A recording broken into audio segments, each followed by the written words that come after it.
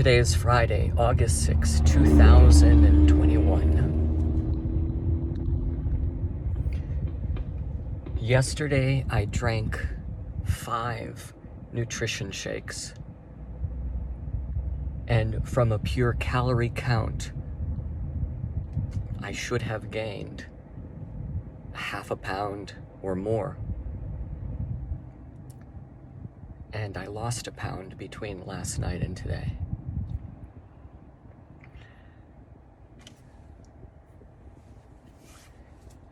Today is the first day that I've woken up thinking very differently about my situation. Let me share with you a story. Serena and I lived in Washington, D.C. for several years. I completed my master's degree at George Mason University while Serena was working at a hospital in downtown D.C. And right away, upon graduation, I started making really good money doing consulting. And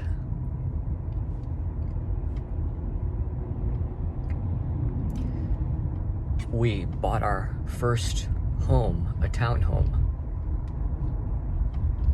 We found a church home that we were content with, and life was moving in a normal trajectory where things were looking very good. And then all of a sudden, September 11th happened. When September 11th happened,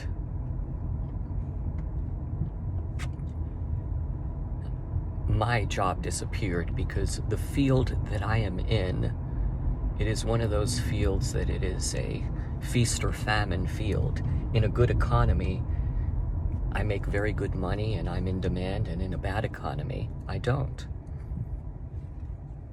All of a sudden, I went from being prosperous to barely being able to scrape by, and it was clear that I could no longer work as an independent consultant, and I began looking for a job intensely. And it's interesting that there was a particular young lady that I helped get a job. She went to the same grad school that I went to. She's a Christian, and I took her under my wing and I trained her on how to do what I do. And I helped her get a job at the place that I was at. And that ended up launching her career. It was a huge part of her career success. From that, she ended up getting a really incredible job. But she communicated to me that my help was invaluable to her, and that if it weren't for me, she might not have been where she was at. And she actually said, "Michael, if ever you need anything from me, let me know, because I'm happy to help you in whatever way I can."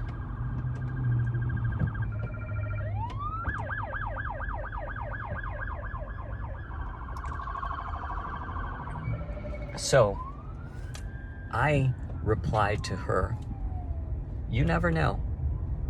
Life is interesting. Our situations may reverse, and someday I may be knocking on your door for a job." Well, after September 11th and the situation that followed, that became the reality. And I contacted her and I said, "Remember me?" And she said, "Of course." And she said, "Let me see what I can do." And she arranged for me to have an interview with her boss. They were hiring for a position. I remember having that interview, and what stands out to me is that at the close of my interview, the woman that was interviewing me, she said, "I have never had an interview like this one. This goes down in my history of being the best interview ever." And she looked at me and she said, "Of course you're hired." So let me contact you next week in order to figure out how quickly we can get you on our team. At that point, I sighed a sigh of relief and said to Serena, well, it looks like things are going to really turn around for us again. However, the next week came and I didn't hear from this person, so I reached out. And when I did, I said, last time we spoke, you indicated that you would contact me this week about when I would begin work with you. And her response was very quiet and subdued, and she said, I'm sorry, we filled the position. And I thought, how do we go from one extreme of you have performed the best and this is the best interview that I've ever had, and of course you're hired, to we found somebody else for the position, it's been given to someone else. And for me to find out the way that I did by having to initiate the call instead of someone calling me. Well, I tried everything. I even launched my own business with a franchise, and everything that I touched exploded in my face, and every effort that I made resulted in nothing. It soon got to the point that we had no alternative except to move on to a better place. Serena and I reluctantly moved back to Lynchburg, where we were living. And that was when I began teaching at Liberty University. And it was a different story, interesting story, how that came about. But I'll say this, that when I started to teach, I found my true passion. It was during my teaching that I felt the most fulfilled I've ever felt in my life. And it dawned upon me at that time that I was making the greatest difference I'd ever made before, because I didn't just competently share information. I invested in my students' lives. I loved them,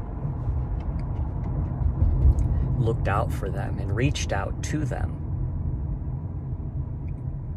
And that made the difference. And I concluded that God was truly closing all doors in DC in order to move me to a better place. And that all of the striving would never have amounted to anything, because there was divine opposition. It was supernatural opposition that could not be explained. Everything that should have worked did not work. And so I realized that fighting to stay in DC was fighting against God himself. And that is a losing battle. It wasn't until I was reflecting back that I realized that while I was so terribly frustrated at that time, God had moved me on to a far better place. And the contentment that I experienced as a teacher far outweighed the success that I had as an independent consultant living in Washington, D.C. I actually feel today that I'm in the same situation again. Everything that I've done, that I'm doing to stay alive, each one individually could have been the solution, the answer. And yet none of them have been. Collectively, they should have worked in harmony to rid me of cancer at an expedited rate. And it hasn't been that way. When I woke up today and weighed myself,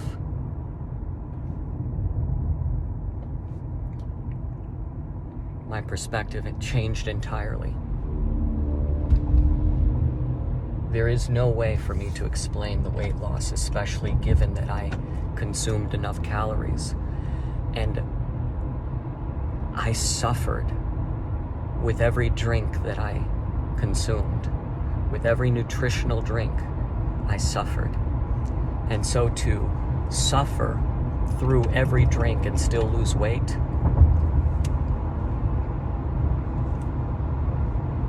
it changed me today. And it made me think that perhaps God is doing what he did in DC. He's closing one door in order to open up another door to a better place.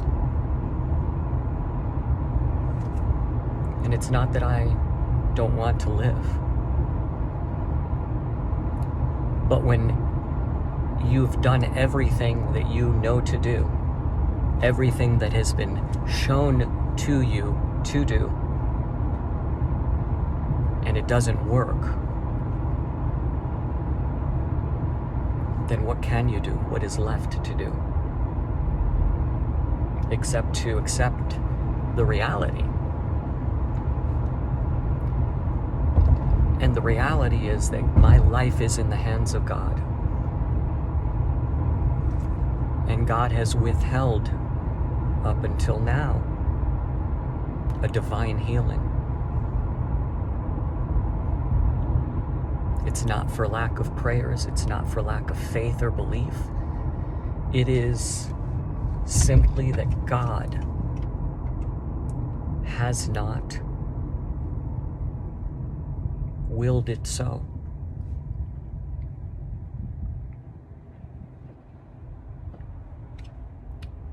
For that reason, I don't know what to do. I'm going to spend today some time in quiet reflection and prayer and ask God, what should I do? Because if it is not his will for me to remain in this place, then there's no reason for me to stay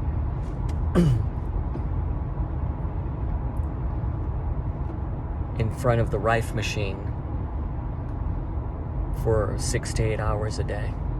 There's no reason for me to continue PEMF treatments, any other treatments. Instead, it only makes sense for me to go outside, soak up what sunlight I can when I can, pick up the phone and make some calls, tell as many people that I can how much I love them, and to make plans.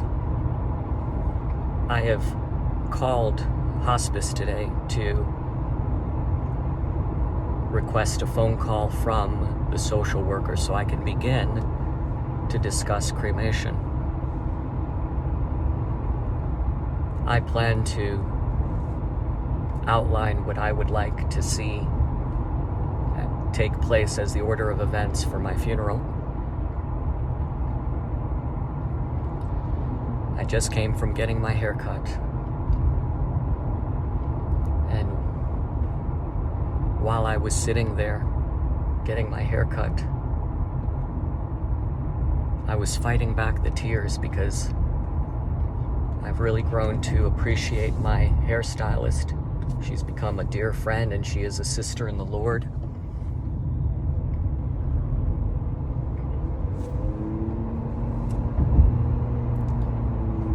And I kept thinking, this is my last haircut.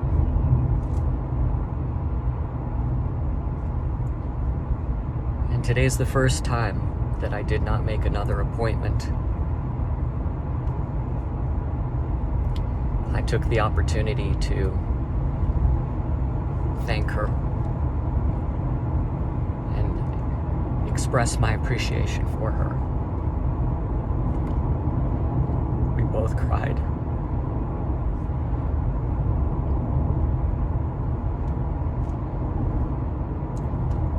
I tried to pay her and she wouldn't let me.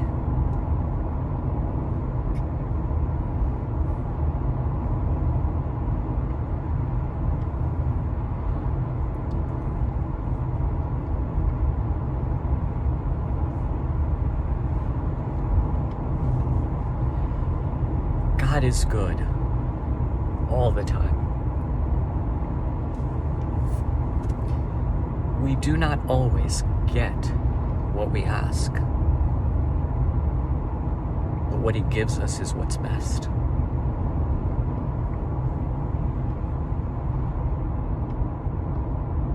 My heart is aching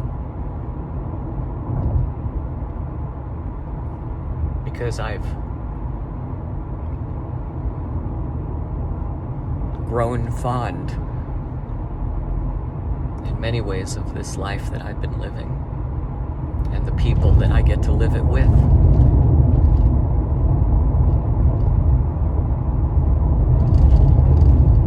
I remember as a landlord, a young lady was renting a townhome from me. And she had been there for a couple of years through college. Actually, she was there for quite some time during her college years. And she was graduating college and moving away from the area. And I met her and her roommates there for the final move-out walkthrough. And as they were moving away to greater things, they were in tears because they'd become so fond and acquainted of the place that they lived in. And there were so many precious memories that they made there that even though they were moving on to something better, there was a sadness in leaving that place. That's what I'm feeling now.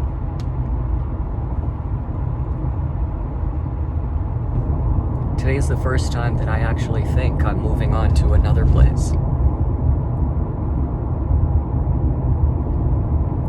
And while that is magnificent, I understand the sorrow and the sadness, especially for Serena. My heart breaks for her.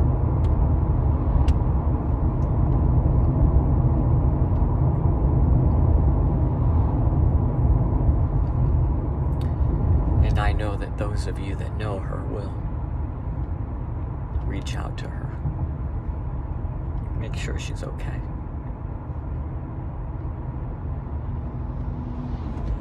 I tried calling the doctor's office today to see if there's any way that we can find a way for me to tolerate this medicine that could save my life. Today's Friday and the office is closed. Isn't that something? I've talked about this before, that in this situation, seconds count, days matter. And so it is that we are at that critical point.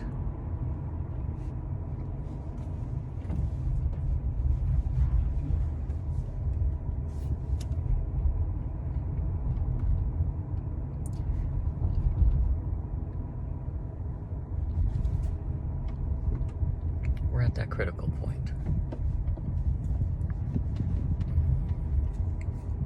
But God is good all the time.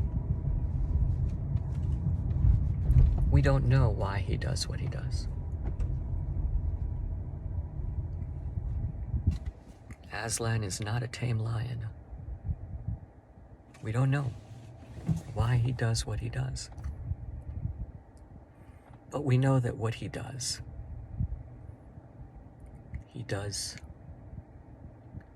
out of love.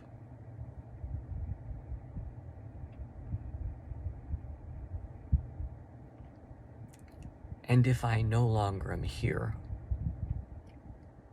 I'm in a far, far better place. You can't imagine where I'm at.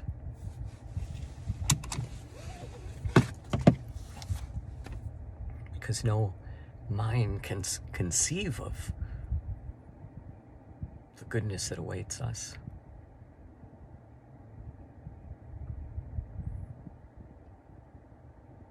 I'm all right. I'm all right.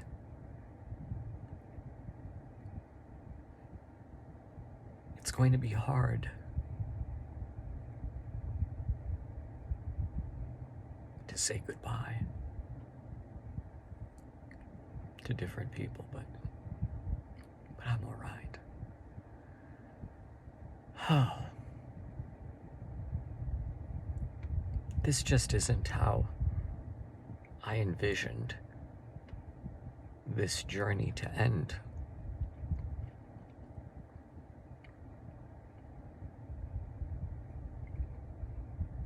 But it is all right.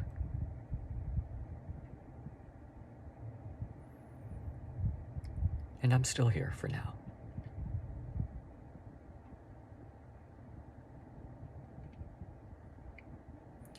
I'm not feeling pain right now. I did not take the LDN last night because of that. Because of the pain, and I no longer feel the pain.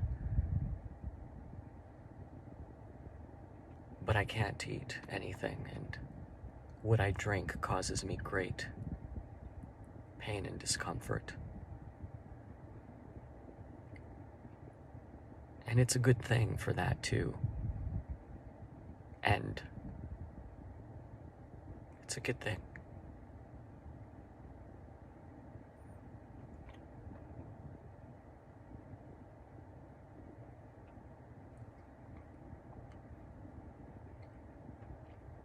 Don't resent God.